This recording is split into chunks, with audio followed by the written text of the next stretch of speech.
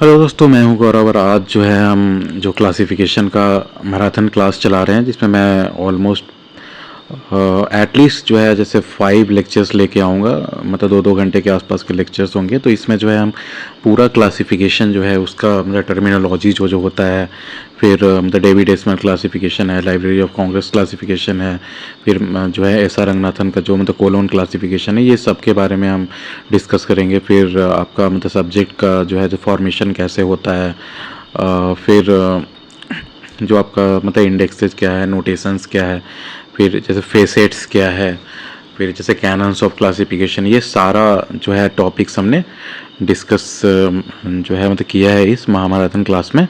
तो आप हमारे चैनल को ज़रूर सब्सक्राइब करें। तो ये आपका लेक्चर 2 है।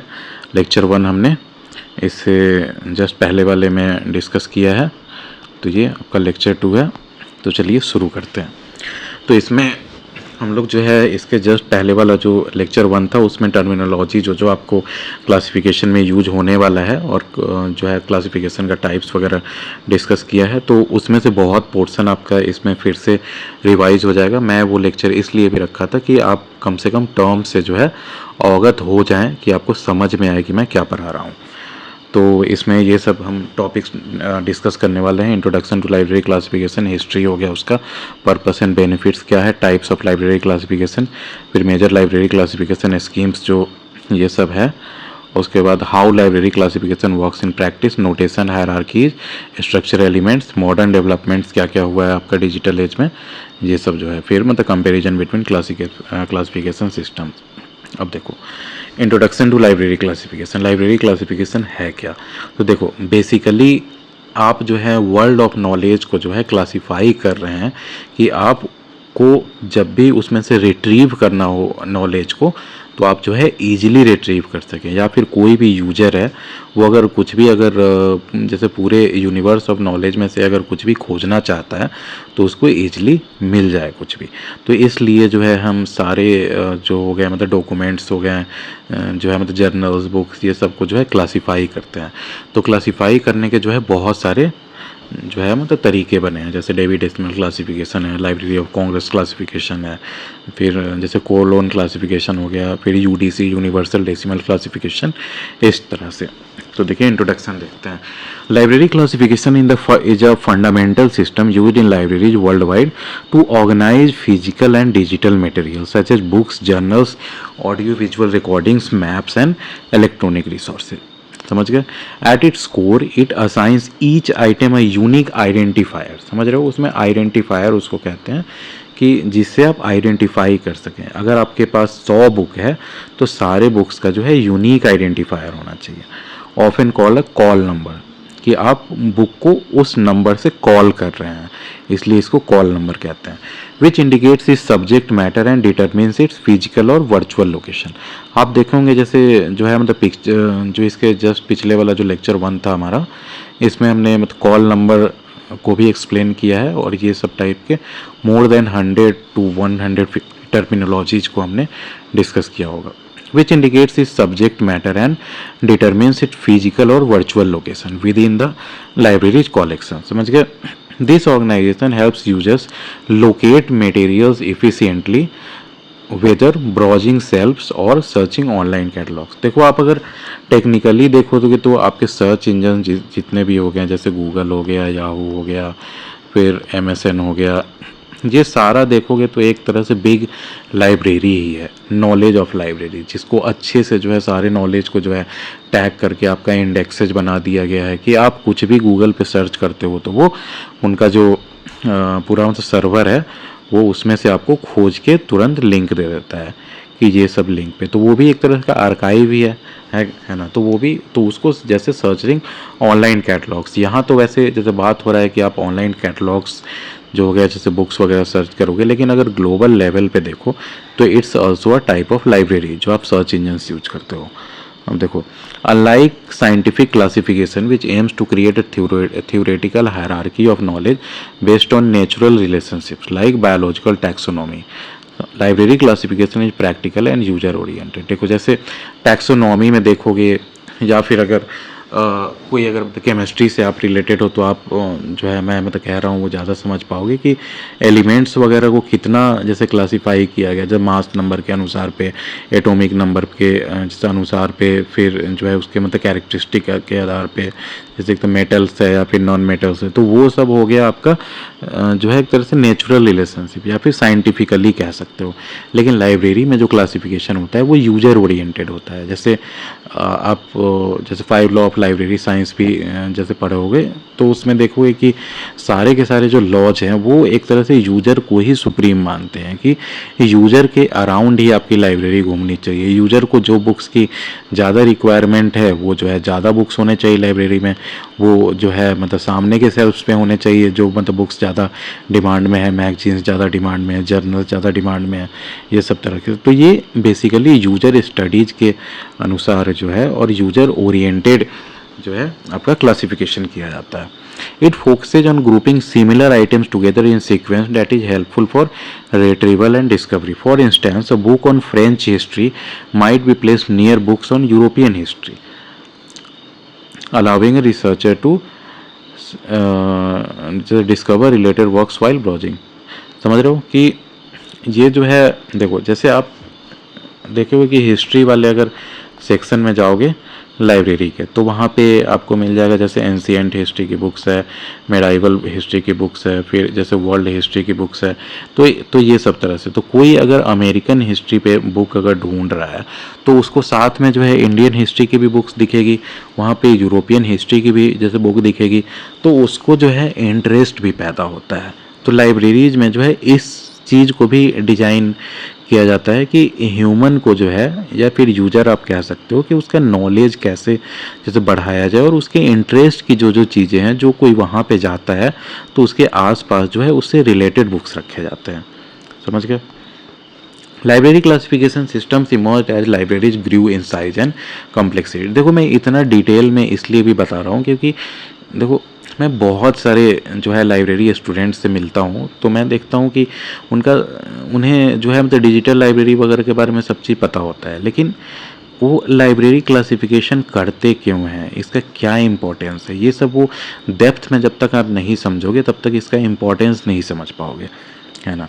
कि लाइब्रेरी क्लासिफिकेशन हम लोग कर क्यों रहे हैं। लोग मतलब लाइब्रेरी साइंस को ऐसा समझते हैं कि जो कोई जैसे बंदा है वो जैसे साइंस अच्छे से नहीं पढ़ पाया, इंजीनियरिंग नहीं पढ़ पाया, मेडिकल नहीं जैसे पढ़ पाया, आर्ट्स नहीं पढ़ पाया, तो वो मतलब जैसे लाइब्रेरियनशिप जैसे कर लिया, लाइब्रेरी का डिग्री ले लिया। लेकिन आप लाइब्रेरी को अगर अच्छे से समझोगे तो आप देखोगे कि पूरा यूनिवर्स ऑफ नॉलेज जो है और नॉलेज प्रिजर्वेशन का जो है दायित्व तो आपके कंधे पे है ना।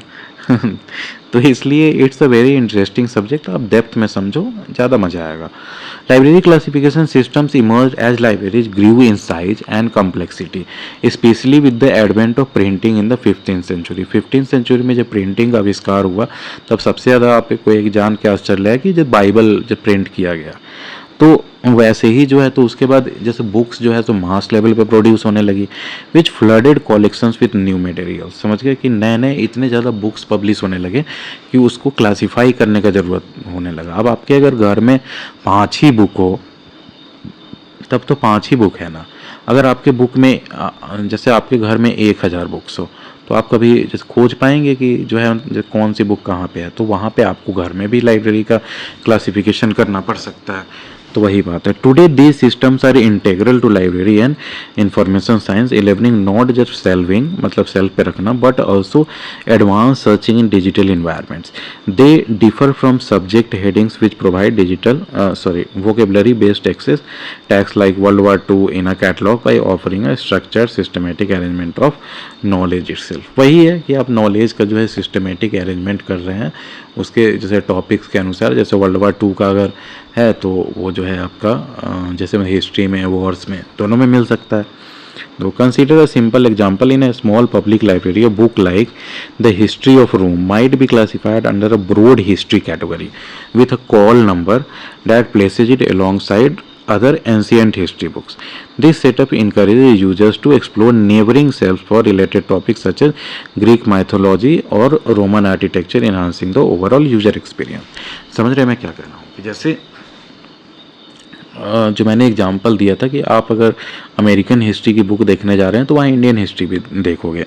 तो जैसे मैं और देखूँ तो अगर आप मान लो कि जैसे इंजीनियरिंग कर रहे हो, अब इंजीनियरिंग कर रहे हो तो उसके बाद वहाँ पे जैसे हीट एंड मास ट्रांसफ़र पे कोई जो है जो बुक देखा आपने, तो हीट एंड मास ट्रांसफ़र पे आप हो सकता है कि और ज़्यादा डेप्थ में मतलब आपको इंटरेस्ट आने लगे तो उसके बाद फ्लूइड मैकेनिक्स पे ही जैसे बहुत जो है मतलब इम्पॉर्टेंट कोई बुक हो तो उसको जो पढ़ना चाहें तो हीट एंड मास ट्रांसफ़र की जो बुक होगी, अगर मान लो जो मैकेनिकल इंजीनियरिंग में भी हो सकती है, केमिकल इंजीनियरिंग में भी हो सकती है, तो अब उसके बगल में अगर फ्लूइड मैकेनिक्स की बुक होगी तो उस पर भी स्टूडेंट का इंटरेस्ट जाएगा, वो और ज़्यादा बेटर मतलब इंजीनियर बनेगा। तो ये मैं जैसे बता रहा हूँ कि आपका एक बुक का वहाँ पे प्लेस करना किसी के लाइफ में कितना बड़ा चेंज डाल सकता है। देखो हिस्ट्री ऑफ लाइब्रेरी क्लासिफिकेशन कहाँ से शुरू हुआ library classification. The history of library classification spans millennia, evolving from rudimentary organizing methods in ancient civilization to sophisticated standardized systems in the modern era। समझ रहे हैं कि एक ज़माने में था कि रूडिमेंट्री ऐसे ही जैसे क्लासीफाई कर दिया जाता था अपने जैसे मन के अनुसार, क्योंकि बुक्स कम होते थे। अब मॉडर्न एरा में आप देख रहे हो कि बुक्स इतने हैं, मटेरियल इतने हैं, इतने टाइप ऑफ मटेरियल्स हैं, ऑडियो है, जैसे विजुअल है, एनिमेटेड है, फिर जैसे वर्चुअल रियलिटी है, आर्टिफिशियल रियलिटी है, कितने तरह के अब आपके मतलब डॉक्यूमेंट्स एंड जैसे फाइल टाइप्स होते जा रहे हैं। अब तो the earliest known library classification scheme dates back to the third century BC से ये क्लासिफिकेशन में मिलता है। When the Pinax by Callimachus at the library of Alexandria, ये आप याद करने वाला लाइब्रेरी ऑफ अलेक्जेंड्रिया में फर्स्ट प्रूफ मिलता है लाइब्रेरी क्लासिफिकेशन का। दिस सिस्टम ऑर्गेनाइज स्क्रॉल्स पे लिखा जाता था ना, जैसे इंडिया में भोजपत्र पे लिखा जाता है। भोजपत्र आप देख सकते हो, अगर आपको 3400 मीटर से ऊपर पे जाओगे ना इंडिया में भी, उत्तराखंड में चले जाओ, हिमाचल में, तो उस समय वहाँ पे जो है भोजपत्र के जो है जो पेड़ मिलते हैं, तो उसका छाल जो होता है ना बाहर का, वो जो पेपर टाइप निकलता है तो उस पर लिखा जाता था पुराने ज़माने में। तो वैसे ही वहाँ जो स्क्रॉल्स होते थे उसको broad categories like poetry, history and philosophy using tables को पिनाक्स कहते थे। To list work alphabetically by author within each genre. समझ रहे हैं, जैसे पोएट्री में भी जो है अगर जो है एक पोएट्री के मान लो कि 10 बुक्स हैं तो उसमें भी जो है ऑथर के नेम के अनुसार अल्फ़ाबेटिकली उसको लगाया जाता था। It was essentially a catalogue rather than a full classification, but it laid the groundwork for subject based organization. समझ गए, तो ये बेसिकली तो मतलब कैटलॉगिंग हुआ ना, जैसे कैटलॉग कार्ड्स जैसे करते हैं उस टाइप से, लेकिन फिर भी ये भी तो एक तरह से टाइप ऑफ क्लासिफिकेशन ही है बेसिक टर्म में देखो तो, बेस तो यहीं से हुआ। अब देखो during the middle ages and renaissance कहा जाता है जब उसको वेकअप टाइप कहते हैं कि न्यू रिवोल्यूशन टाइप हुआ, वो यूरोप का कहते हैं। लाइब्रेरीज वेयर ऑफन प्राइवेट और मोनास्टिक, मतलब समझ रहे हो उस समय जो है जो अमीर लोग होते थे, किंग्स हो गए, वो लोग प्राइवेट लाइब्रेरीज रखते थे with materials arrange haphazardly by size, language और डोनर। समझ गए कि जो एक तो बड़े बुक्स हैं उनको अलग रखा गया, मीडियम बुक्स अलग रखा गया, छोटे बुक्स अलग रखा गया, या फिर जो जैसे डोनेट किया गया है उसके अनुसार एरिया बना दिया गया। For example medieval European libraries might group books by the 4 faculties of theology, law, medicine and arts. समझ गए, reflecting the university curriculum of the time. समझ गए, this was a fixed location system where books were chained. तो उस time में जब books कम हुआ करते थे और बुक्स कॉस्टली होता था एक एक बुक में, क्योंकि हैंड रिटन होता था और कभी जो एक तरह से लेदर पे लिखा हुआ है, कभी स्क्रॉल्स पे लिखा हुआ है, तो बहुत कॉस्टली पड़ता था, तो उसको चेन में रखा जाता था। बहुत आप हिस्ट्री में देखोगे तो ऐसा मिला है कि जो है जैसे पिंजरे जैसा बना होता था और उसमें बुक रखा रहता था और उसमें आपको बंद कर दिया जाता था, वहीं पे आप बुक पढ़ो, आपको बाहर से ताला लगा दिया जाता है, फिर आपका पढ़ा हुआ हो जाएगा, या फिर आपको ब्रेक लेना है तो बाहर निकलो, फिर उसमें ताला लगा दिया जाता है। बुक इतना कॉस्टली हुआ करता था। तो वही है, this was a fixed location system where books were chain to shelves in a specific spot, limiting flexibility. समझ गया। अब देखो the printing revolution in the 15th century spearheaded by वही मतलब जोनास गुटेनबर्ग जो थे, जैसे प्रिंटिंग प्रेस का आविष्कार किए थे ये, तो dramatically increase the volume of the available materials necessitating better organisation. फिर Conrad Gessner, a 16th century Swiss bibliographer, created one of the first comprehensive bibliographic classification in his Bibliotheca Universalis। ये याद कर लो, ये बहुत इंपॉर्टेंट है कि first bibliography का जो है कहाँ पे मिलता है, तो बिब्लियोथेका यूनिवर्सैलिस 1545 में, समझ गया। और कौन कहाँ पे, तो स्विस बिब्लियोग्राफर थे कॉनराड गैसनर, कॉनराड गैसनर, समझ गए। डिवाइडिंग नॉलेज इनटू 21 कैटेगरी में उन्होंने डिवाइड किया बेस्ड ऑन एरिस्टोटेलियन लॉजिक, मतलब अरिस्टोटल जो थे ना, जिसको अरस्तु भी कहते हैं इंडिया में, तो उनके लॉजिक के आधार पे, जैसे लॉजिक, ग्रामर, हिस्ट्री, थियोलॉजी, इस टाइप से उन्होंने कितने भाग में क्लासीफाई किया, तो 21 कैटेगरी, ये भी याद कर लो। अब देखो, in the 17th century Gabriel Naude's advice on establishing a library, 1627 में जो है advice on establishing a library, ये 1627 का बुक है, किसके द्वारा लिखा हुआ, तो Gabriel nowadays. proposed a seven class system, later expanded to 12 for the Bibliothèque Maragine in France, emphasizing public access and logical grouping। समझ रहे हो कि अपना अपना ये लोग ग्रुपिंग किए कि कैसे जो है क्लासीफाई किया जा सके। क्यों? क्योंकि अब तक प्रिंटिंग प्रेस का आविष्कार हो चुका था और हमारे मास लेवल में बुक्स पब्लिश हो रहे थे। This influenced the early public library. By the 19th century, which libraries becoming public institutions, more granular system emerged. Jacques Charles Brunet's Paris Booksellers Classification 1842 में है, used 5 main classes, marking the start of modern book classification। तो late 19th century saw the birth of standardize systems. तो अभी तक आपने देखा कि जितने भी सिस्टम्स आए थे तो वो अपने लाइब्रेरी के लिए जो है, पर्सनल लाइब्रेरी के लिए या सिंगल लाइब्रेरी के लिए जैसा भी डेवलप किया वैसा किया। तो स्टैंडर्डाइज सिस्टम जो है, जो ग्लोबली एक्सेप्टेबल हो, तो वो लेट 19th सेंचुरी में आया डेवी डेसिमल क्लासिफिकेशन के फॉर्म में। तो देखो, वही डेवी डेसिमल क्लासिफिकेशन जो है 1876 में हुआ। तो Melvil Dewey introduce the Dewey decimal classification in 1876, revolutionising libraries with it decimal based hierarchical structure. Hierarchical structure मतलब समझ रहे हो क्या हुआ, कि जैसे मान लो कि 500 आपको रिप्रेजेंट करता है, मान लो जनरल साइंस को, है ना, general science.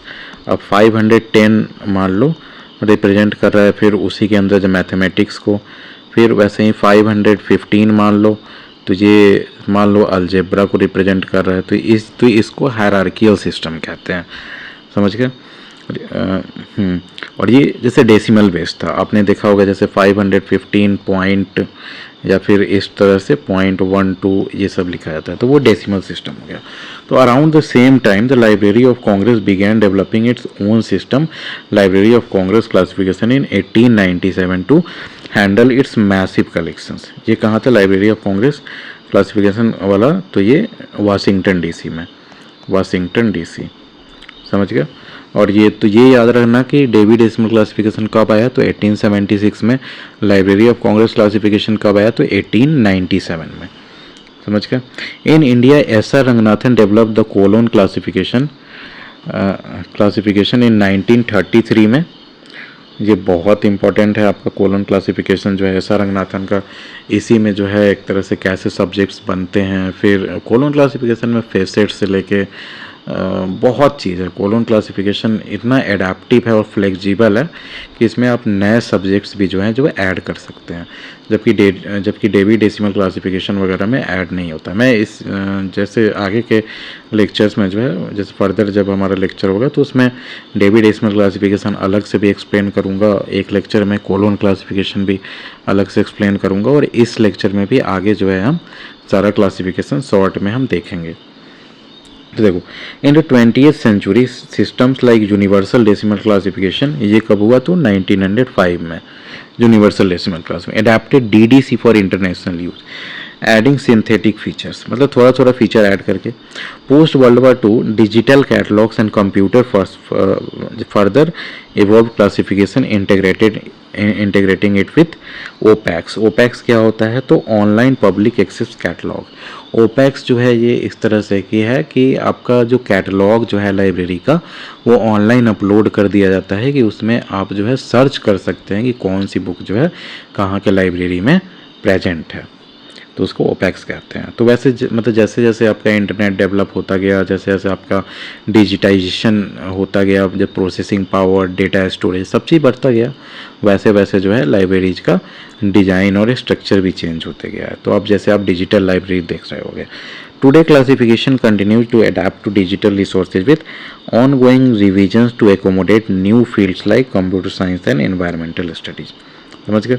For example, the transition from fixed to relative location in the early 20th century, popularized by DDC, allowed books to be sold by subjects rather than acquisition number. पहले जो है बहुत बार होता था कि बुक का जो सेल्विंग जो है आपका, जैसे जैसे बुक रिसीव हुआ लाइब्रेरी में वैसे वैसे जो है आपका मतलब जो है रैक्स पे डाल दिया जाता था। तो वो कोई क्लासिफिकेशन नहीं हुआ ना, ऐसे आप एक तरह से स्टोर कर रहे हो ना, आप स्टोरेज रूम बना लिए, लेकिन किसी को इजीली मिल नहीं पाएगा, हमेशा लाइब्रेरियन को ही मिलेगा कि कहाँ पे रखा हुआ है ना। तो डेट अब जो एक तरह से लाइब्रेरी में जिस दिन बुक्स आती है ना उसको जो है नोट किया जाता है आपका किस में, एसेसन रजिस्टर में, एसेसन रजिस्टर में। तो वहाँ से एसेसन नंबर का कंसेप्ट आता है कि जैसे जैसे बुक रिसीव होती है लाइब्रेरी में तो वैसे वैसे आप अगर सजाते जाते हैं, तो वो जैसे पहले सिस्टम चल रहा था तो उसको जो है डेवी डेसिमल क्लासिफिकेशन ने बताया कि उसको आप सब्जेक्ट के वाइज आप अगर जैसे बुक को जो है सजाते हो तो ईजी होगा वो खोजना। देखो purposes and benefits of library classification, तो इसका बेनिफिट्स क्या हुआ और पर्पस क्या था इसके पीछे। तो library classification serves multiple essential purposes, making it a corner stone of effective library management and user satisfaction. Primarily it orders field of knowledge in a systematic वे, मतलब समझ रहे हो कि एक यूनिवर्स ऑफ नॉलेज जो है जिसमें सारे सब्जेक्ट्स आते हैं, सब चीज़ आता है, कंप्यूटर साइंस से लेके मतलब एस्ट्रोनॉमी, एस्ट्रोफिजिक्स हो गया, एस्ट्रोमैथमेटिक्स हो गया, कैलकुलस सब आता है इसमें। तो उसको जो है आप सिस्टमेटिक रूप से जो है कैसे मैनेज करोगे और कि वो यूज़र को जो है इफ़ेक्टिवली जो है मिल जाए या फिर रिट्रीव उसका ईजी से किया जा सके। समझ गया? तो in a systematic way ensuring that related items are group together, वही है रिलेटिव आइटम्स जो है उसका टुगेदर ग्रुप किया जाएगा in a logical and helpful sequence. This facilitates easy browsing and retrieval, providing users with orderly access to shelves और digital collections. One key benefit is efficient location of material. A well classified library allows patrons किसको कहते हैं, तो users को। कोई आप जैसे कोहा सॉफ्टवेयर अगर यूज किए होगे, पढ़ना भी था आपको बैचलर्स और मास्टर्स में, तो कोहा सॉफ्टवेयर में आप देखे होगे कि उसमें पैटर्न का ऑप्शन आता है, पैटर्न या ऐड पैटर्न के अंदर। तो ये क्या हुआ कि आप नया कोई यूजर आपके लाइब्रेरी में आया है तो न्यू यूजर को आप ऐड कर रहे हो तो उससे पैटर्न कहते हैं। तो a well classified library allows patterns to find a specific book quickly using its call number which acts like an address. समझिए कि अच्छे से अगर लाइब्रेरी है तो वहाँ पे कॉल नंबर से जो है कोई यूजर जो है ईजिली खोज सकता है किसी भी बुक को, तो कॉल नंबर को एक तरह से एड्रेस कहा जा रहा है। For instance in A university library a student researching climate change might navigate to the 551.6 section climatology in DDC to find core text, then discover adjacent books on meteorology और oceanography, promoting interdisciplinary discovery. समझ रहे हो कि जैसे मैंने अभी बताया था ना कि जैसे जनरल साइंस के अंदर जो है आपका आ गया जैसे मैथमेटिक्स, फिर मैथमेटिक्स के अंदर अलजेब्रा के अंदर बूलियन अलजेब्रा, ये सब टाइप से। तो वैसे ही जो है कोई अगर स्टूडेंट है वो सर्च कर रहा है, उसको बुक सर्च करना है आपका क्लाइमेट चेंज पे रिसर्च कर रहा है, तो वो आपका 551.6 अगर आपका डीडीसी के अनुसार डेवी डेसिमल क्लासिफिकेशन के आधार पे आपका लाइब्रेरी में क्लासिफिकेशन हुआ है, तो वो ऐसे सर्च कर सकता है कि 551.6 सेक्शन में गया तो वहाँ पे जैसे क्लाइमेटोलॉजी का सेक्शन हो गया, जैसे तो मतलब क्लाइमेटोलॉजी में ही तो आप क्लाइमेट चेंज के बारे में पढ़ोगे, और तो वहाँ से मतलब कोर आपको टेक्स्ट मिल गया कि जो जो आपको बुक चाहिए था, और उसी के बगल में 551.6 में जो है आपका मेट्रोलॉजी का जो है एक तरह से जो बुक्स है, और उसी के बगल में ओशिनोग्राफी है। तो वो मतलब इंटरडिसिप्लिनरी जो है डिस्कवरी करके वो और वो बेटर उसको आउटपुट मिल सकता है। समझ गया। अब देखो, classification also accommodates growth, systems are designed to incorporate new literature without disrupting the existing order using expandable notations like decimals in DDC. समझ गए। This flexibility crucial in dynamic field like technology where new topics can be added to subdivision. देखो ये basically वही कह रहा है कि जैसे मैं बता रहा था कि जैसे जनरल साइंस का मान लो 500 हो गया, फिर उससे 550 मतलब 10 मान लो मैथ्स का हो गया, मैथ्स का फिर 515 हो गया अलजेब्रा का, तो हाइपोथेटिकली मान लो। तो अब इसी में आगे रिसर्च होता है या फिर मैथमेटिक्स में आगे और जो है एक तो न्यू सब्जेक्ट्स बनते हैं मैथमेटिक्स के। तो ये हो सकता है कि जैसे 510 है तो 510 पॉइंट कुछ कर दिया जाए, है ना। तो ये पॉइंट लगा के जो है इससे आप नए नए सब्जेक्ट्स भी ऐड कर सकते हो ना। तो वही कह रहा है कि इस यही जो डेसिमल्स जो है ना इसीलिए यूज होता है कि आप फ्लेक्सिबिलिटी, जैसे डायनेमिक फील्ड्स जो नए नए जैसे फील्ड्स आते जा रहे हैं, जैसे कुछ साल पहले तक आप केवल एस्ट्रोनॉमी जानते रहोगे, अब देखो कि स्टडी ऑफ ब्लैक होल्स भी हो रहा है, उसको अच्छे से अलग स्टडी हो रहा है। तो ब्लैक होल्स के स्टडी को ही कुछ टाइम में हो सकता है नया सब्जेक्ट बना दिया जाए, जैसे एस्ट्रोफिजिक्स सब्जेक्ट हुआ उसी टाइप से, है ना। तो ये सब जो है आपका जो है क्लासिफिकेशन में फ्लेक्सिबिलिटी के कारण जो है एकोमोडेट किया जा सकता है। अब देखो एडिशनल बेनिफिट, तो ये सब में जो है ना जैसे कोलोन क्लासिफिकेशन आप आगे पढ़ोगे, कोलोन क्लासिफिकेशन जो है किसका, SR रंगनाथन का दिया हुआ है। तो इसमें जो है उन्होंने पूरा फ्लेक्सिबल स्ट्रक्चर बनाया है, समझ रहे हो। आगे मैं और अच्छे से पढ़ाऊँगा। देखो additional benefits include improved cataloguing and inventory management for librarians, enhance searchability in digital systems and support for statistical analysis of collection. In educational settings it teaches users about knowledge structures fostering critical thinking. Overall classification enhances accessibility, समझ गए कि आप book का access सही से कर रहे हो, रिड्यूसेस सर्च टाइम, ईजिली आपको मतलब बुक मिलेगा, जो चीज़ आप पूरे लाइब्रेरी में 2 घंटे में ढूंढते हैं आपको अगर क्लासिफिकेशन अंडरस्टूड है तो हो सकता है 2 मिनट में भी ढूंढ लें। And maximises the utility of library resources, library आपका का जो रिसोर्सेज है उसका ऑप्टिमम यूटिलाइजेशन हो सकेगा। अब देखो types of library classification, library classification के क्या क्या टाइप्स हो जाते हैं। तो library classification systems can be categorized by scope and functional approach each suited to different library needs. अब देखो जैसे कोई न्यूक्लियर साइंस का नई लाइब्रेरी है, न्यूक्लियर साइंस का जैसे बार्क है, भाभा एटॉमिक रिसर्च सेंटर। अब भाभा एटॉमिक रिसर्च सेंटर में जनरल क्लासिफिकेशन जो हम बाकी जैसे बुक्स के लिए कर रहे हैं या फिर डेवी डेसिमल क्लासिफिकेशन हुआ, तो वो क्लासिफिकेशन से तो उन्हें कोई मतलब नहीं है, क्योंकि उन्हें तो मतलब एक तरह से 99% नॉलेज तो जैसे न्यूक्लियर साइंस के बारे में चाहिए ना। तो वो अगर न्यूक्लियर साइंस को अलग तरीके से क्लासिफिकेशन करते हैं तो वो भी एक तरह का जैसे स्पेसिफिक स्कीम ऑफ क्लासिफिकेशन हुआ। तो वही कहा जा रहा है कि डिफरेंट लाइब्रेरी नीड्स के लिए जो है क्लासिफिकेशन के अलग अलग टाइप्स यूज किए जा सकते हैं।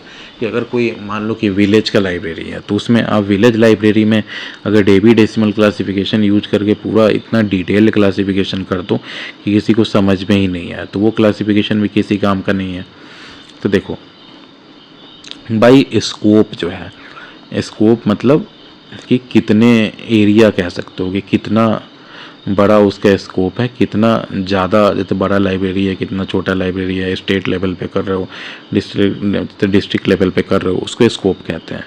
तो इसमें जो है यूनिवर्सल स्कीम्स आ जाते हैं जो यूनिवर्सली यूज होता है। दीज कवर ऑल सब्जेक्ट कम्प्रीहेंसिवली, सारे सब्जेक्ट का है, जैसे इंसाइक्लोपीडिया हो गया उसी टाइप से इसमें जितने भी सब्जेक्ट हो सकते हैं, आप इमेजिन कर सकते हैं, वो सारे सब्जेक्ट्स को जो है कम्प्रीहेंसिवली कवर किया जाता है। आइडियल फॉर जनरल लाइब्रेरी, जो जनरल लाइब्रेरी है उसके लिए आइडियल है। एग्जाम्पल्स इंक्लूड DDC हो गया, डेवी डेसिमल क्लासिफिकेशन, UDC हो गया और कोलोन क्लासिफिकेशन हो गया।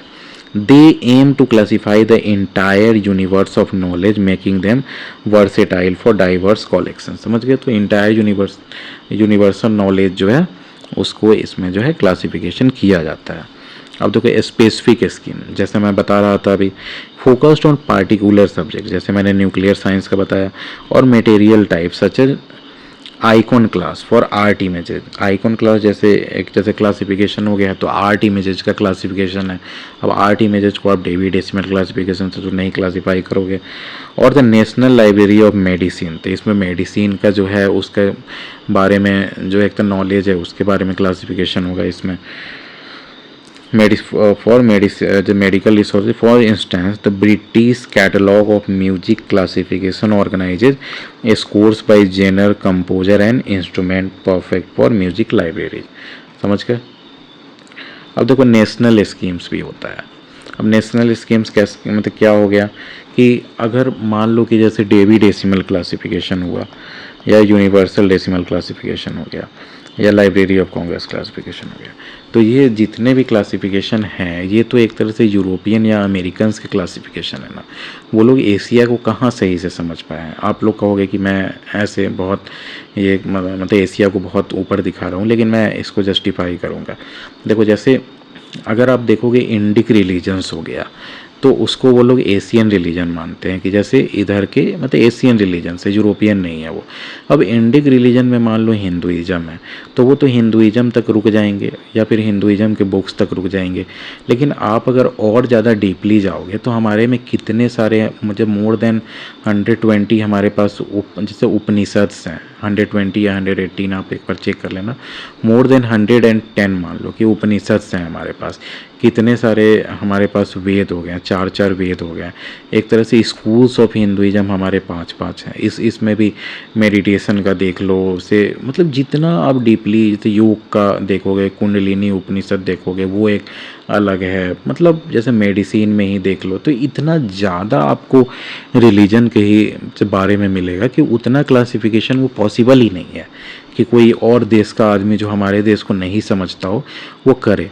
तो इसीलिए होता है कि बहुत बार नेशनल लेवल पे खुद का क्लासिफिकेशन किया जाता है देश का, तो उसको नेशनल स्कीम्स कहते हैं। नहीं, वो इतना डिटेल में आपको कोई नहीं पढ़ाएगा, तो आप हमारे साथ जब बने रहें, आप वीडियो को लास्ट तक देखें, हमारे अदर वीडियोज़ को भी देखें। आप अगर कंपटीशन के प्रिपरेशन कर रहे हैं तो वो भी हमारे वीडियोज़ को देखिए। जैसे बिहार लाइब्रेरियन का मैं लेक्चर जो है ला रखा हूँ, तो उसमें नाम बस बिहार लाइब्रेरियन है, वही सारे क्वेश्चन सब जगह पूछे जाते हैं। तो वही नेशनल स्कीम समझ गए कि tailored for a countries needs like the Swedish library classification, ऐसे भी। और LCC कहाँ है, तो लाइब्रेरी ऑफ कांग्रेस क्लासिफिकेशन कहाँ है, ये वाशिंगटन DC USA। तो ये जो है USA को ध्यान में रख के किया गया, विच reflects American and European biases but is widely used in US academic library.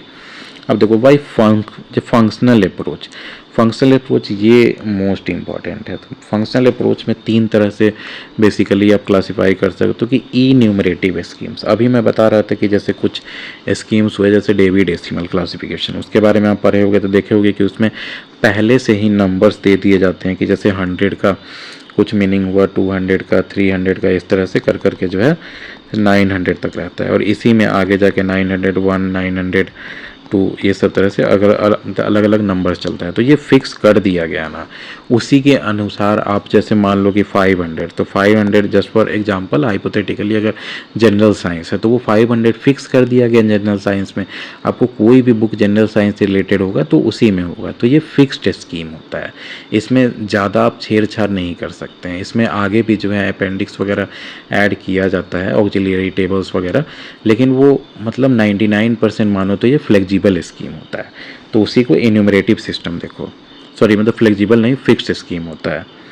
अब तो वही these list all possible subjects explicitly with pre assign numbers, समझ गए कि पहले से असाइन किए, like library of Congress classification which enumerates topics in detail schedules, they are straightforward but less flexible for new subject. समझ गए कि नया सब्जेक्ट जो है, जैसे मान लो कि नया सब्जेक्ट मतलब फ्यूचर में अगर आता है क्वांटम बायोलॉजी, है ना, तो अगर मतलब क्वांटम बायोलॉजी होता है तो उसका कहीं पे जिक्र ही नहीं है, तो आप मतलब ऐसे जो है मतलब क्लासिफिकेशन स्कीम में मुश्किल होगा आपको क्लासीफाई करना, तो वही है।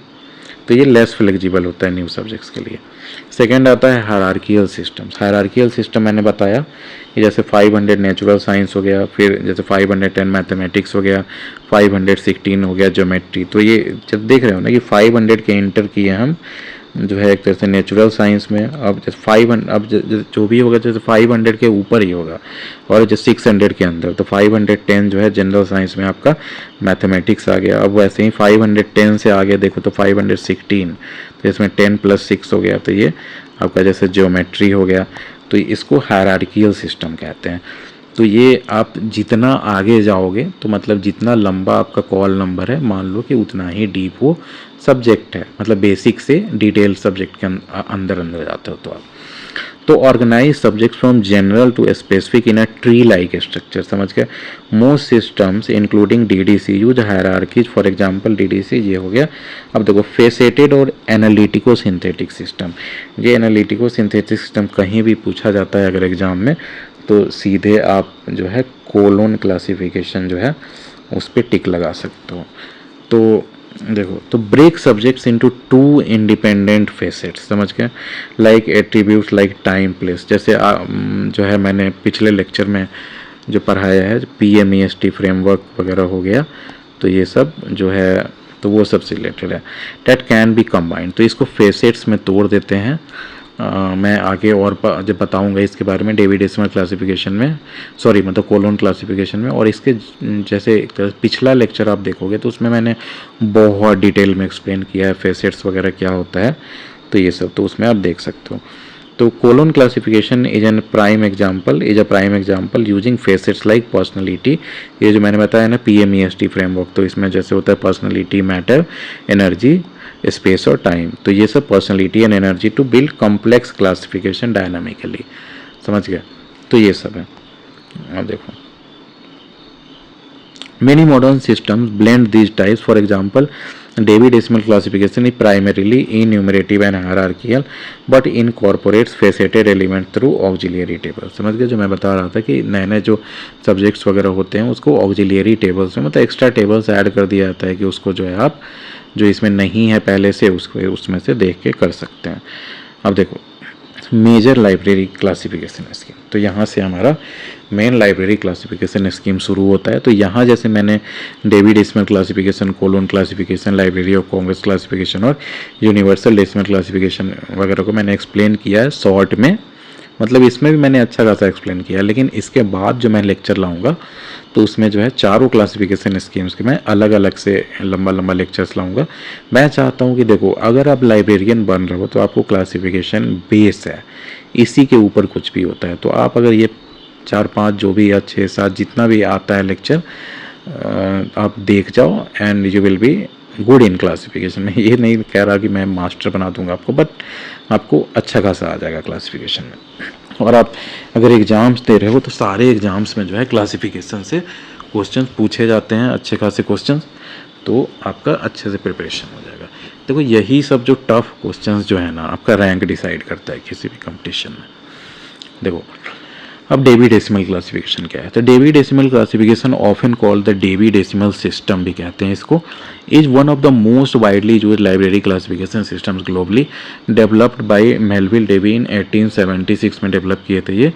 It organises knowledge into 10 main classes, जो मैंने बताया था 100 से ऐसे कर करके 900 तक, तो वही 10 मेन क्लासेज में ये डिवाइड करते हैं using decimal notation for flexibility and expansion. अभी मैंने बताया था जस्ट। अब देखो हिस्ट्री क्या है, तो Dewey conceive Dewey decimal classification while at Amherst college public publishing the first edition as a 44 page pamphlet. ये भी अगर आप इंटरेस्ट रखते हो लाइब्रेरी में तो ये याद कर सकते हो कि एमहर्स्ट कॉलेज था, वहाँ पे इन्होंने फर्स्ट जो है जैसे पब्लिश किया था। It has undergone 23 major editions अभी तक चेंज हुआ है, क्योंकि है भी तो पुराना। देखो 1876 कितना ज़्यादा ईयर्स हो गया।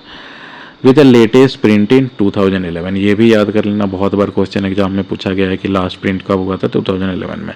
अब इसको कौन मेंटेन करता है, तो OCLC जो है ऑनलाइन जो है वो मेंटेन करता है। It's available online as web Dewey के नाम से, अपडेटेड क्वार्टरली इसको अपडेट किया जाता है। An abridged version suits smaller libraries. By the 1930s, it was adopted widely thanks to the Library of Congress cards, including Davy numbers.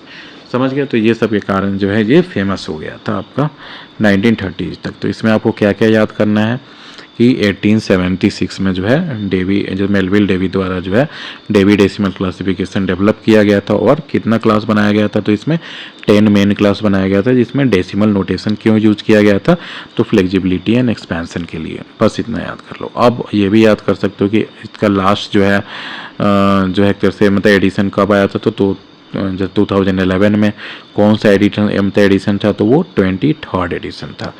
बस इतना याद कर लो। अब देखो स्ट्रक्चर क्या है इसका, तो Dewey decimal classification uses a hierarchical decimal system. जैसा मैंने बताया 500, 515, फिर 516, फिर उसके आगे कुछ कर सकते हो। तो 10 मेन क्लासेस 000 से 900 तक होता है। ईच डिवाइडेड इनटू 10 डिविजन्स, समझ गए? और ईच क्लास को जो है 10 डिविजन्स में डिवाइड किया जाता है। देखो मतलब 10 डिवीजन देन 10 सेक्शंस, तो कितना हो जाएगा, जैसे जो है मतलब समझ गया ना मैं क्या कर रहा हूँ। जैसे 500 हुआ, तो 500 को मतलब 10 डिवीजन, तो ऐसे 510, ऐसे मतलब 520, 530 इस टाइप में। अब इसको भी 10 डिवीजन में करोगे तो क्या हो जाएगा, 511, 512, तो वही कह रहा है कि जैसे 10 मेन क्लास हो गया 000 से 900 तक, जब 10 हो जाएगा ना, ईच डिवाइडेड इनटू 10 डिविजन्स में जो मैंने बताया, then 10 sections with decimals for further detail. आ गया समझ में? अगर नहीं समझ में आता है आप कमेंट सेक्शन में पूछो, मैं पक्का रिप्लाई करूँगा। अब देखो notation starts with 3 digit integers, जैसे 500 फॉर नेचुरल साइंस, देख सकते हो 500 प्योर साइंस। एक्सटेंडिंग डेसिमली, जैसे 516.375 हो गया, तो ये फिंसलर ज्योमेट्री के लिए हो गया। तो ये जैसे देखोगे तो ये भी आपका नेचुरल साइंस में ही आएगा। तो it incorporates faceted elements via 7 auxiliary tables for standard sub division. तो ये याद कर लो आपका कि कितने जो है आपका ऑक्सिलियरी टेबल्स होते हैं, तो 7 ऑक्सिलियरी टेबल्स होते हैं, ऑक्सिलियरी टेबल्स। ये सब बहुत इंपॉर्टेंट है एग्जाम के लिए। हाँ, फॉर स्टैंडर्ड सब डिविजन्स के लिए। फॉर एग्जांपल T1 जो है ऐसे 09 जो है ज्योग्राफिकल ट्रीटमेंट के लिए यूज होता है, समझ गए? अब देखो मेन क्लास जो हो गया आपका, जैसे 000, ये क्या आपका जैसे बताता है computer science information general works के लिए है। जैसे 25 फॉर लाइब्रेरी ऑपरेशन के लिए होता है। 100 जो है किसके लिए बताता है, तो ये फिलॉसफी और साइकोलॉजी के लिए, समझ गए? ये आपको याद रखना पड़ेगा, ये कॉम्प्लेक्स लग रहा होगा सोच के, लेकिन आपको अगर लाइब्रेरी में आप काम करोगे तो आपको धीरे धीरे याद हो जाएगा। और अगर लाइब्रेरी में आप डीपली रहना चाहते हो तो आपको याद रहना चाहिए। देख लो, तो 100 जो होता है वो फिलॉसफी के लिए होता है। जैसे देख लो कि जब 150 होता है तो इस साइकोलॉजी के लिए होता है। मैं ये एग्जांपल इसलिए दे रहा हूँ क्योंकि पूछा जाता है ये बहुत बार कि साइकोलॉजी जो है किसके अंदर फॉल करेगा। तो अब देखो जैसे 220, अब देखो 200 जो है रिलीजन के लिए अलग से ही सेक्शन बनाया गया है। तो जैसे 220 बाइबल के लिए होता है। 300 जो है सोशल साइंसेज के लिए बनाया गया है। जैसे 330 जो है इकोनॉमिक्स के लिए होता है। 400 जैसे लैंग्वेज के लिए है। जैसे 420 जो है इंग्लिश होता है। 500 प्योर साइंस के लिए, 510 मैथमेटिक्स के लिए होता है। 600 जो है टेक्नोलॉजी के लिए होता है। 610 जैसे मेडिसिन के लिए होता है। 700 आर्ट्स एंड रिक्रिएशन हुआ, जैसे 780 जो है म्यूज़िक के लिए होता है। 800 जो हो गया लिटरेचर के लिए हो गया, तो 810 जैसे अमेरिकन लिटरेचर, समझ गया कि ये इसके अंदर फॉल कर रहा है। 900 जो हो गया हिस्ट्री एंड ज्योग्राफी, तो 940 जैसे यूरोपियन हिस्ट्री। तो आपको आ गया होगा समझ में कि इस तरह जो है 10 मेन क्लासेज में जो है यूनिवर्स ऑफ कि आपका जितना भी नॉलेज जो है ना उसको ये 10 में क्लासिफाई कर दिया गया है। ये पूरा आपका हो गया यूनिवर्सल नॉलेज। कोई भी आपका नॉलेज जो है इसी 10 क्लासेज में आप क्लासीफाई करोगे।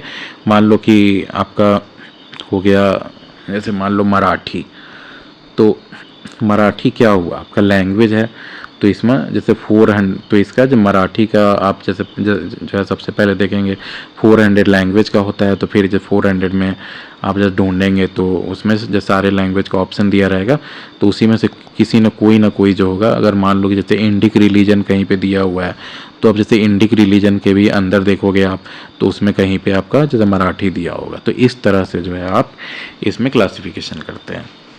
अब देखो हाउ इट वर्क्स, तो class numbers combined with book number, समझ गए। तो ये जो है जो बुक नंबर को जो है कटर नंबर्स भी कहते हैं ऑथर के लिए, समझ गए। टू फॉर्म कॉल नंबर, तो देखो कॉल नंबर जो है तो बुक नंबर और क्लास नंबर और बुक नंबर ऐसे याद कर लो। सीबी हुआ ना, तो ये सीबीसी मान लो, तो ऐसे मान लो कि क्लास नंबर और बुक नंबर को ये कंबाइन कर दिया जाता है, तो ये बन जाता है कॉल नंबर, समझ गए, कि वो आप कॉल कर रहे हो उससे। The relative index alphabetically list subject to their numbers, जब आप देखोगे तो आपको समझ में आएगा सही से। mnemonics aid memory like consistent use of 5 और 8 लिखो।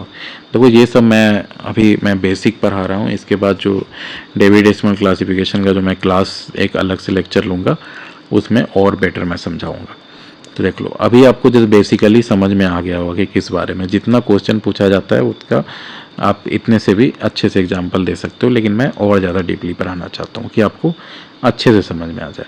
अब देखो बर्ड्स इन फ्रांस, जैसे किसी बुक का नाम है, तो इसको कैसे आप जैसे क्लासीफाई करोगे जैसे डेविड डेसिमल क्लासिफिकेशन में। तो देखो बर्ड्स, तो बर्ड्स जो है जैसे 500, देखो जैसे प्योर साइंसेज में, तो इसमें कहीं पे जैसे बर्ड्स होता होगा 598 में, तो 598 पहले लिख लिया बर्ड्स के लिए।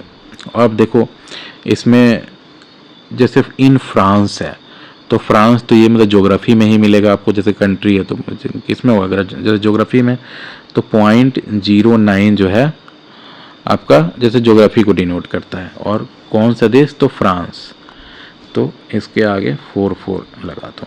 तो ये जो हो गया आपका डेविड डेसिमल क्लासिफिकेशन के अनुसार जो है इसका क्लासिफिकेशन हो गया बाय डीडीसी। देखो आपको बेसिक क्लासिफिकेशन आ गया है ना। अब देखो यूरोपियन इकोनॉमी, तो यूरोपियन और इकोनॉमी, तो इकोनॉमिक्स देखोगे तो इकोनॉमिक्स कितने पे आता है, तो इकोनॉमिक्स देखो 300 में आपका है सोशल साइंस है, 330 मैंने बताया है इकोनॉमिक्स के लिए। तो देखो 330 इकोनॉमिक्स प्लस यूरोप का जैसे देखोगे तो वैसे ही कितना हो जाएगा 0.94 यूरोप के लिए, तो ये हो जाएगा कितना 330.94, तो ये हो गया यूरोपियन इकोनॉमी का। देखो वैसे ही है अगर है a book on US history periodicals, तो यूएस हिस्ट्री किस में होगा, देखो हिस्ट्री एंड ज्योग्राफी किस में है ये, तो 900 में है। अब 973 जो है वैसे ही 900 के अंदर यूएस हिस्ट्री को जो बताएगा, तो 973 हो गया। अब पॉइंट, अब देखो जैसे पेरियोडिकल्स के लिए जो है जैसे 0.5 होता है, तो ये हो गया यूएस, अब जैसे book on US history periodicals, बस तो वही है बेसिक इसका डेविड डेसिमल क्लासिफिकेशन का। तो देखो अपडेट्स एंड एडिशंस देखते हैं। Editions evolve to reflect knowledge changes, समझ गए। एग्जाम्पल द 15th एडिशन जो 1951 में आया, तो मतलब डेविड डेसिमल क्लासिफिकेशन का ही, रिड्यूस साइज फॉर प्रैक्टिकलिटी, मतलब इतना ज़्यादा बड़ा क्लासिफिकेशन हो चुका था कि वो मुश्किल होते जा रहा था उसके अनुसार क्लासीफाई करना, तो उसको साइज रिड्यूस किया गया।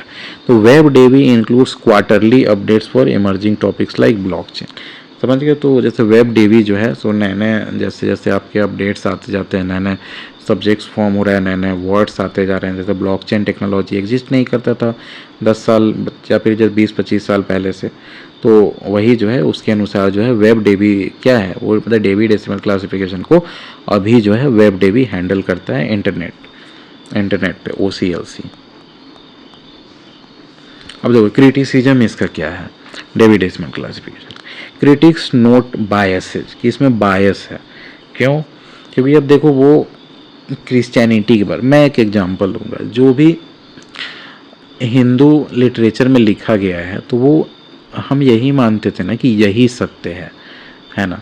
तो उसमें क्रिश्चियनिटी का अगर देखोगे कि ऐसा स्टोरी कोई बोलेगा कि ऐसे मतलब कहना नहीं चाहिए मतलब ओपनली, लेकिन ऐसे कोई अगर मतलब हिंदू अगर किसी क्रिश्चियन से नहीं मिला रहता और कोई अगर हिंदू को बताए कि कोई आदमी को ऐसे करके सूली पे चढ़ा दिया गया तो उसके बाद उसको जो है मतलब धीरे धीरे भगवान जैसे जब माना जाने लगा, तो हम लोग कभी विश्वास नहीं करते, है ना, इस टाइप से। तो हम लोग के अगर बुक्स में लिखा जाएगा या हम लोग क्लासिफिकेशन करते तो वैसे करते ना कि मतलब उनके बारे में कोई डिटेलिंग ही नहीं होता। तो वैसे ही जो है वहाँ का जो क्लासिफिकेशन किया गया है अमेरिकन या यूरोपियन क्लासिफिकेशन, उसमें आप देखोगे कि इंडिक रिलीजन्स हो गया, एशिया, चाइना या फिर मतलब ईस्ट एशिया जो हो गया मतलब आसियान कंट्रीज, वो सब का उतना मतलब जैसे एक तो चर्चा ही नहीं होगा वो सब के, ना ही मतलब कल्चर के बारे में, ना ही लिटरेचर के बारे में, ना बुक्स के बारे में, किसी के बारे में, है ना। तो वही कहा जाता है कि इसमें बायस है, like heavy emphasis on Christianity in 200 religion. तो वही 200 जो जैसे रिलीजन होगा मतलब 200 नंबर पे देखो बताया था ना 200 पे रिलीजन है, जैसे 220 है बाइबल का। तो वैसे ही तो इसमें जो है सो क्रिश्चियनिटी का ज़्यादा एम्फेसिस दिया गया क्रिश्चियनिटी पे। And complexity in notation for non experts, कि इतना कॉम्प्लेक्स बना दिया गया है नोटेशन, डेसिमल हो गया, ऑक्सिलियरी टेबल्स हो गया, कि जो एक्सपर्ट नहीं है वो क्लासीफाई नहीं कर पाएंगे। तो it's less suited for every large और स्पेशलाइज्ड कलेक्शन। समझ गए। अब देखो यूजेज, यूजेज क्या है इसका, तो यूज इन 2 लाख लाइब्रेरीज में ये यूज होता है इन 135 countries, specially public and school libraries. क्यों? क्योंकि ये फ्री है, मानो तो सब फ्री ही है, लेकिन सिंपल भी है वो, कि मतलब नॉर्मल लाइब्रेरियन भी जो है उसके अनुसार क्लासीफाई कर सकता है। और ये ज़्यादा यूज भी होते आया है और यूएस का है, तो ऐसे भी आप समझ रहे हो कि इन्फ्लुएंस रहता ही है हर जगह उनका। अब देखो आगे देखते हैं, library of Congress classification LCC, ये भी इम्पोर्टेंट है, लेकिन सबसे ज़्यादा जो इम्पोर्टेंट है आपका डेवी डेसिमल क्लासिफिकेशन और कोलोन क्लासिफिकेशन। देखो तो library of Congress classification is a system developed for the vast collections of the US library of Congress. तो यूएस लाइब्रेरी ऑफ कांग्रेस समझ गया कहाँ है ये, तो वाशिंगटन डीसी जो वहाँ का कैपिटल है। Now used in many academic and research library, समझ गया। तो ये लाइब्रेरी ऑफ कांग्रेस क्लासिफिकेशन जो है पहली बार यूज हुआ गया था यूएस लाइब्रेरी ऑफ कांग्रेस जो वाशिंगटन डीसी में है। अब जो है बहुत सारे एकेडमिक और रिसर्च लाइब्रेरीज में यूज होता है। अब देखो हिस्ट्री इसका देखते हैं। तो initiated in 1897 after the Jeffersonian system proved inadequate for over 1 million volumes. तो वही है मतलब पहले जो वहाँ यूज होता था जेफरसोनियन सिस्टम वो यूज होता था। तो जब बुक्स का कलेक्शन बहुत ज़्यादा बढ़ने लगा तो उसमें डिसाइड किया गया किसके द्वारा, मतलब जेम्स हैंसन और चार्ल्स मार्टेल। ये बहुत इम्पोर्टेंट है नाम, ये पूछा जाता है कि ये कौन से लाइब्रेरी से एसोसिएटेड हैं। मतलब जेम्स हैंसन और चार्ल्स मार्टेल, तो ये है लाइब्रेरी ऑफ कांग्रेस क्लासिफिकेशन से एसोसिएटेड है। और जो लाइब्रेरी ऑफ जो है मतलब कांग्रेस वहाँ पे थे। तो जेम्स हैंसन और Charles Martel evaluated systems like Dewey decimal classification Cutters, publishing the first outline in 1904। All classes except law were completed by 1939. It was finished in ये हाँ कुछ since 2013 updates are online only. समझ गए, ये धीरे धीरे ये फिनिश होते जा रहा है। तो लाइब्रेरी ऑफ कांग्रेस क्लासिफिकेशन बस ये जान लो आप 1904 में ये जैसे एक तरह से फर्स्ट आउटलाइन पब्लिश हुआ और 1897 में जो इनिशिएट किया गया था। किसने इनिशिएट किया ये याद कर लो, जेम्स हैंसन और चार्ल्स मार्टेल। अब देखो स्ट्रक्चर इसका क्या है, ये आपको इसमें जो मेन जो याद करना है आपको ये याद करना है। देखो अब इसमें 21 मेन क्लासेज होता है। जैसे उसमें कितना था, जैसे डेवी डेसिमल क्लासिफिकेशन में तो उसमें 10 मेन क्लास था, तो इसमें 21 मेन क्लास होता है। 21 मेन क्लास, ये आपको मेन चीज़ याद करना है। तो 8 से Z तक पूरा होता है, जिसमें कौन कौन नहीं होता है तो ये याद कर लो।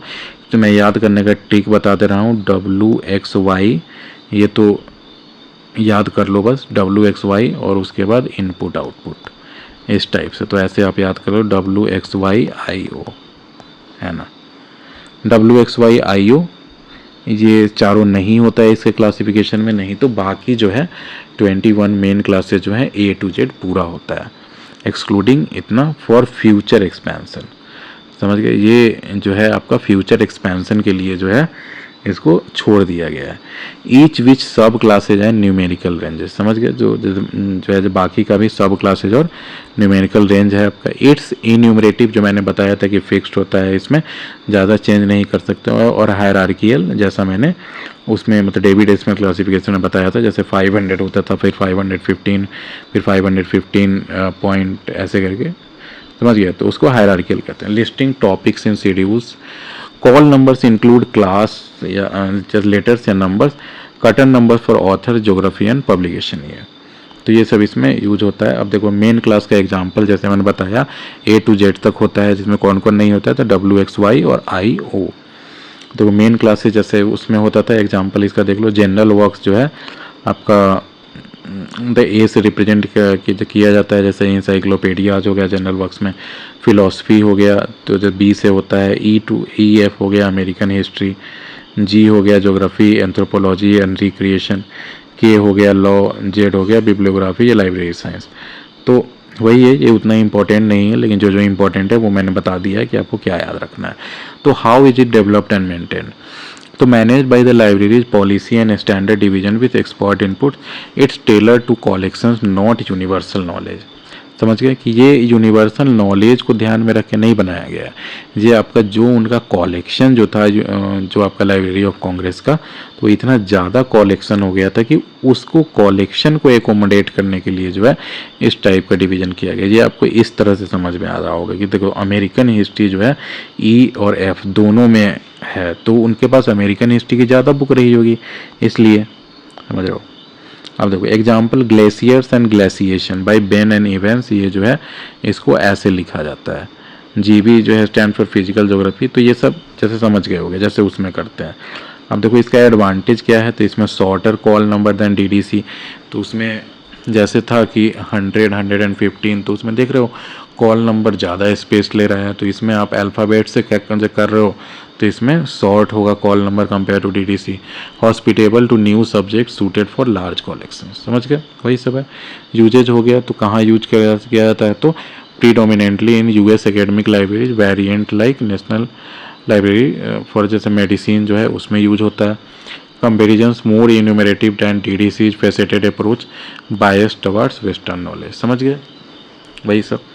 अब देखो यूनिवर्सल डेसिमल क्लासिफिकेशन, तो ये भी यूज किया जैसे बनाया गया था, तो ये बहुत इम्पोर्टेंट है, इसलिए कि ये जो है दो बस नाम याद कर लो, पॉल ऑटलेट और हेनरी ला फॉन्टेन, और 1895, बस इतना ही याद रखो, इसमें यहीं से पूछा जाएगा बस।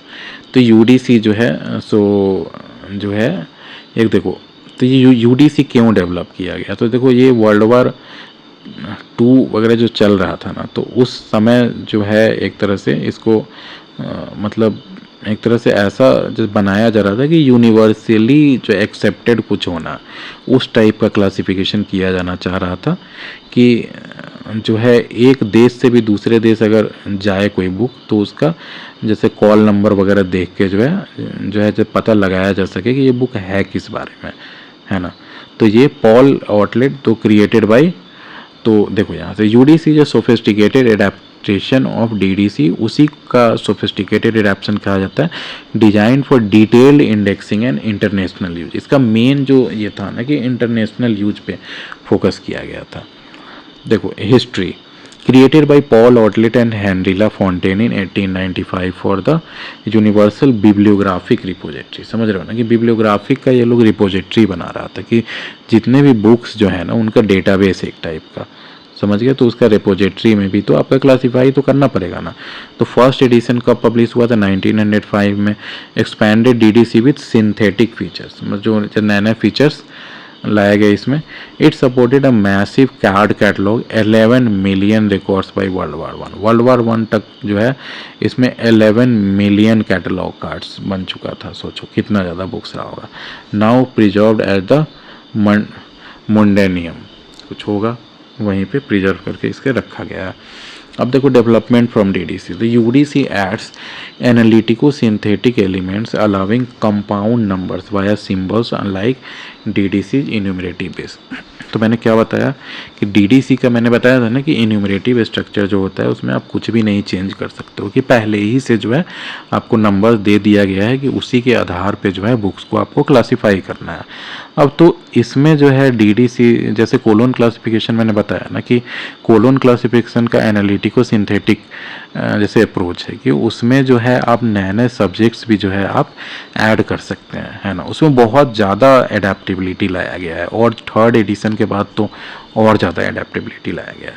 तो UDC adds analytico synthetic elements allowing compound numbers, मतलब अलग अलग subjects via symbols unlike DDC enumerative base. समझ गया। अब देखो स्ट्रक्चर इसमें मेन टेबल हो गया 0 to 9 क्लासेस, 4 वैकेंट रखा गया। कॉमन ऑक्सिलरी जैसे लैंग्वेज 111 होता है इंग्लिश के लिए, स्पेशल ऑक्सिलरी फॉर फील्ड, तो वही सब है ये सब। अब जैसे इसमें क्लास को कंबाइन कैसे करते हैं तो इसमें देख लो, जैसे सिम्बल्स लाइक कोलोन जो है ये बस याद कर लो, कोलोन जो है आपका रिलेशन के लिए यूज होता है। जैसे कभी कभी ये सब क्वेश्चन पूछा जाता है, लेकिन अगर आप ध्यान से थोड़ा भी अगर याद कर लो, कोलोन तो रिलेशन, आरसी याद कर लो, आरसी जैसे होता है ना रजिस्ट्रेशन सर्टिफिकेट, तो ये कोलोन किसके लिए यूज होता है तो रिलेशन के लिए होता है। किस में तो लाइब्रेरी ऑफ कांग्रेस क्लासिफिकेशन में। अब देखो जस्ट फॉर एग्जांपल 59:636 लिखा है तो फॉर जू टेक्निक्स, समझ गया। प्लस जो है एडिशन के लिए होता है, जैसे 17+7 फॉर इथिक्स एंड आर्ट्स, तो ये टफ टाइप से ये किया जाता है इसमें क्लासिफिकेशन। समझ गए, वही है सब बेसिक। अब देखो अब आता है कोलोन क्लासिफिकेशन। ये जो है आपका मोस्ट इम्पॉर्टेंट है, वेरी इम्पॉर्टेंट मान लो। क्यों? क्योंकि ये तो हमारे एस.आर. रंगनाथन जी जो हैं उनके द्वारा डेवलप किया गया है, और इसमें बहुत एनालिटिको सिंथेटिक अप्रोच जो कहते हैं ना कि इसमें आपको सब्जेक्ट इतना डीपली आप क्लासीफाई कर सकते हो ना, और नए नए सब्जेक्ट्स जो भी बनते हैं उसको भी जो आप अच्छे से क्लासीफाई कर सकते हो। देखो कोलोन क्लासिफिकेशन क्या हो गया, तो colon classification is a pioneering faceted system developed by S R. Ranganathan. समझ गए कि फेसेटेड सिस्टम जिसमें इसमें फेसेट्स है, फेसेट मतलब फेसेट्स को आप ये कह लो कि आप किसी का भी जो कैरेक्टर्स है ना किसी भी क्लास जैसे बुक का, उसको एक तरह से अलग अलग तोड़ सकते हो और उसके आधार पे क्लासीफाई कर सकते हो। ये मैं आगे और समझाऊंगा मैं क्या कहना चाह रहा हूँ। हिस्ट्री तो फर्स्ट पब्लिश्ड इन 1933, ये बहुत इम्पॉर्टेंट है। कब पब्लिश हुआ तो 1933 में। 7 एडिशंस टोटल हुआ है, इन्फ्लुएंशियल है इंडिया में। अब इसमें जैसे PMEST फ्रेमवर्क मैंने पहले बताया है, जो जैसे फेसेट्स में आ जाता है, जैसे पर्सनैलिटी आ गया, मैटर आ गया, प्रॉपर्टी। अब देखो यही तो ये सब जो है फेसेट को इस तरह से लिखा भी जाता है। जैसे अभी मैंने इसके पहले का लेक्चर देखना, मैं उसमें PMEST फ्रेमवर्क जो है मैंने अच्छे से एक्सप्लेन किया है, और जो फेसेट्स अच्छे से एक्सप्लेन किया है, नोटेशंस क्या होता है वो मैंने एक्सप्लेन किया। तो फेसेट्स में देखो जैसे पर्सनैलिटी फेसेट्स होता है, उसका मीनिंग क्या होता है कि जैसे कोर सब्जेक्ट किस चीज़ के बारे में है, वो मतलब कोर वो बुक जो है वो किस बारे में है। मान लो कि ऊपर टाइटल कुछ और हो, लेकिन आप अगर बुक पढ़ते हैं तो वो जो है मतलब किसी और सब्जेक्ट्स को डीपली जैसे बताता है। जैसे ऊपर मान लो कि आपको जैसे बुक का नाम दे दिया जाए एडवांस मैथमेटिक्स, और अंदर जाते हो तो आपको जैसे वेक्टर कैलकुलस हो गया, ये सब टाइप का आपको जैसे पढ़ाया जा रहा है। तो वो जैसे बेसिकली तो उसका कोर जो देखा जाए सब्जेक्ट तो वो कैलकुलस हुआ ना, तो वो पर्सनैलिटी में आ जाता है। फिर तो जैसे पर्सनैलिटी को जो है आपको जो है तो कॉमा से बताते हैं। अब जैसे मैटर हो गया, तो मैटर उसका जो प्रॉपर्टीज हो गया तो उसको दर्शाता है, तो ये आपका सेमी कॉलन से बताया जाता है। तब अब आ गया एनर्जी। एनर्जी जो है एक्शन के बारे में बताता है कि उस पर क्या एक्शन आप ले रहे हैं, मतलब वो किस चीज़ से आपको आगे जब मतलब क्लासिफिकेशन करेंगे, और कोलोन क्लासिफिकेशन मैं जब अच्छे से जब नेक्स्ट लेक्चर में जब पढ़ाऊँगा आगे आने वाले लेक्चर्स में, तो उसमें और ज़्यादा डीपली समझोगे। तो जैसे एनर्जी को जो है आपका रिप्रेजेंट किया जाता है जैसे में कोलोन से, और स्पेस को जो है डॉट से, और जो है एक तरह से पीरियड को जैसे टाइम पीरियड को ऊपर एक एपोस्ट्रॉफी से। समझ गए? फिर से याद कर लो, ये बस ये भी याद कर लो कि देखो जैसे PMEST ये हो जाता है आपका personality, matter, energy, space, time. तो ये आपका जो हो जाता है पर्सनैलिटी कॉमा से आपका जैसे रिप्रेजेंट किया जाता है, जैसे नोटेशंस है मान लो, और उसके बाद आपका मैटर जो है सो सेमी कोलोन से, फिर ई जो हो गया ये कोलोन से, फिर ये कॉमा से, और ये जो है ऊपर सॉरी ये आपका डॉट से, और ये जो है एपोस्ट्रॉफी से। आप देखो नोटेशन जो है इसमें मतलब क्या क्या यूज होता है, तो uses colons and symbols to link facets, जो मैंने ये बताया अभी। एग्जाम्पल्स देखो, research in tuberculosis cure by x ray in India. अगर किसी बुक का नाम है research in tuberculosis cure by x ray in India 1950, तो ये आपको देखो टाइम तो पहले टी आपको ऐसे ही पता चलेगा कि 1950, तो ये टाइम फेसेट है। और जो ये हो गया आपका इंडिया, तो ये क्या हो गया आपका लोकेशन वाला फेसेट हुआ, ये भी आपको जो है जब पता चला गया तो ये एस हुआ है ना। तो इस तरह से तो देखो एल जो है आपका मेडिसिन के लिए हो गया, समझ गया। तो ये एल आपका क्या हो गया, आपका मेन जो इसका पर्सनालिटी फेसेट जो हुआ ये मेडिसिन हुआ। ये मतलब रिसर्च इन ट्यूबरकुलोसिस, तो ये मेडिसिन के अंदर आया, तो ये एल हो गया। अब देखो अब ये मतलब आप अगर देखोगे तो हाँ आपका एल हो गया, और उसके बाद हाँ जैसे एक तो 45 जो है जैसे लंग्स के लिए हो गया, तो जो कॉमा 45, अब उसके बाद देखो एक तरह से सेमी कोलन लगाया गया है तो 421। तो ये सब आप देखोगे तो उसमें और ज़्यादा जो है आपका दिया हुआ होगा जो है मतलब इंडिया के जैसे बारे में भी है। तो आप देखो जैसे टाइम 1950 जो है ना, ये आप एक बार चेक कर लेना, उसके अनुसार आपको मिल जाएगा।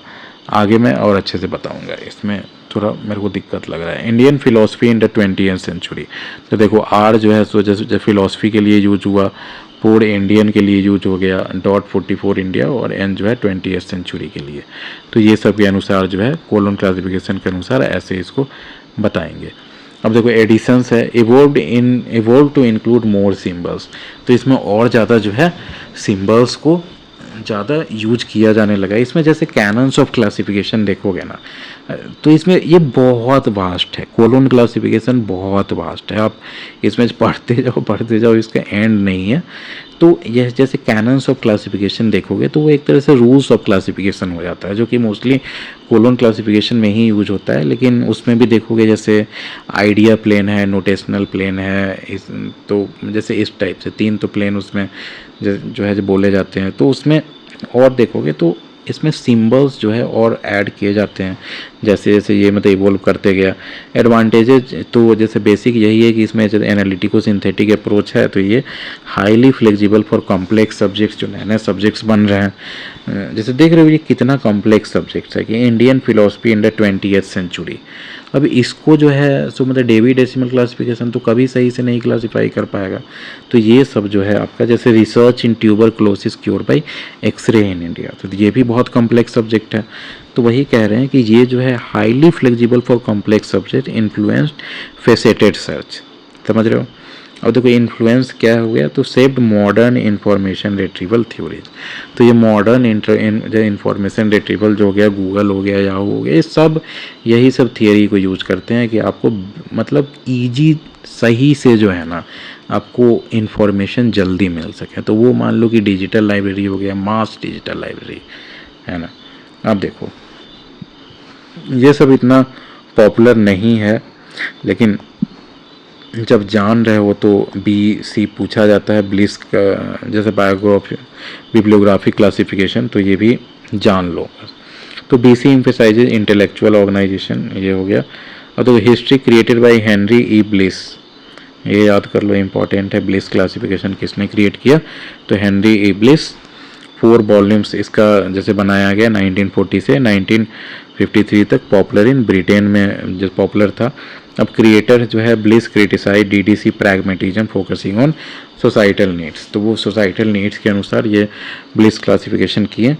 अब देखो स्ट्रक्चर जो है इसका alternative locations, concise notations, letter, यही सब है। बस इसका भी जैसे सिंथेटिक जो है जो फीचर्स जो है ऑक्सिलरी शेड्यूल्स फॉर कॉम्बिनेशंस, जो अलग अलग सब्जेक्ट को जैसे कंबाइन किया जाता है, जैसे मान लो कि बायोकेमिस्ट्री हुआ तो इसके लिए जो है अलग अलग मतलब ऑक्सिलरी टेबल शेड्यूल्स वगैरह जो है ये लोग एक्स्ट्रा दे दिया। रिवीजन्स जो गया faceted overall since 1977, 15 volume publish हो चुके हैं अब तक। एग्जाम्पल यही सब है, जैसे TDG हो गया, मैनेजमेंट ऑफ इंडस्ट्री, इसका एक अलग होता होगा। अदर नोटेबल स्कीम्स और क्या क्या जो है, जैसे बाइसैक यूज किया जाता था, ये जैसे book industry standard for subjects use in book stores, example इतना फॉर रोमांस। तो जैसे बाइसैक, बस ये जान लो कि बुक इंडस्ट्री स्टैंडर्ड है ये फॉर सब्जेक्ट जो बुक स्टोर्स में यूज होता है। NLM क्लासिफिकेशन है फॉर मेडिसिन के लिए, complements LCC library of Congress classification के लिए। तो NLM क्लासिफिकेशन M से याद रखो बस, मेडिसिन का है ये। आइकॉन क्लास जो है ये आर्ट के लिए। ये सब मतलब पूछा जाता है बहुत बार एग्जाम्पल में, मैच द फॉलोइंग टाइप में, तो इसलिए मैं ये सब इंक्लूड कर दे रहा हूँ। आइकॉन क्लास हो गया for art using course like 71A जो है जैसे बिब्लिकल सीन्स के लिए। फिर जैसे एकदम मोएस क्लासिफिकेशन है, सो जो लाइब्रेरी लॉज के लिए होते हैं। अब देखो how library classification works in practice, तो वही है। देखो in library classification integrates with cataloguing, जैसे कैटलॉग्स के साथ ही क्लासीफाई भी किया जाता है। Librarians analyze an item's content, assign a class number based on the scheme and add author cutters and enter into the MARC record. जब MARC पता है ना, मशीन रीडेबल कैटलॉगिंग, इसका फुल फॉर्म है मशीन रीडेबल कैटलॉगिंग। तो ये जो एक तरह से मॉडर्न कैटलॉगिंग जो हो गया मतलब डिजिटल टाइम्स में, जो मतलब कंप्यूटर में जो जैसे मतलब कैटलॉगिंग जो करते हैं अब, मतलब कहाँ कहीं कैटलॉग कार्ड यूज होता है, तो वही मार्क फॉर्मेट यूज किया जाता है। रिकॉर्ड्स फॉर ओपैक्स, तो ये मतलब ओपैक्स मतलब ऑनलाइन वही जैसे कैटलॉग से रिकॉर्ड्स होता है। सेल्विंग follows call number सिक्वेंसी for digital items, वही सब है जैसे कैटलॉगिंग टू किला जो जैसे मॉकिंग बर्ड, ये जैसे बुक हुआ तो इसको मतलब डेवी डेसिमल क्लासिफिकेशन में ऐसे करेंगे। जैसे ये मतलब अमेरिकन जो है जो फिक्सन के अंदर आएगा, तो फिर जैसे 20th सेंचुरी में हुआ और फिर मतलब इनके जो राइटर है ये जो ली है, तो इस हिसाब से 813.54 L4 मतलब ऐसे ऐसे करके जैसे क्लासिफिकेशन होगा इसका डेवी डेसिमल क्लास।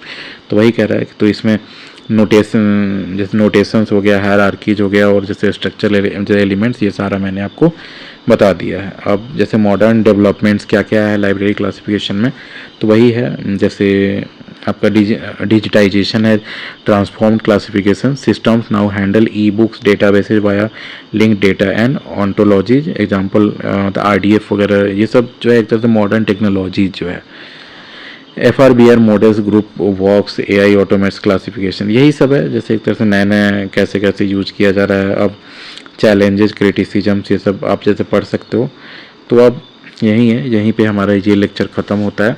अब इसके बाद जो है मैं अलग अलग क्लासिफिकेशन स्कीम्स जो है मैं अलग अलग लेक्चर्स में डिस्कस करूँगा, तो हमारे चैनल को ज़रूर सब्सक्राइब करें। Thank you, have a nice day.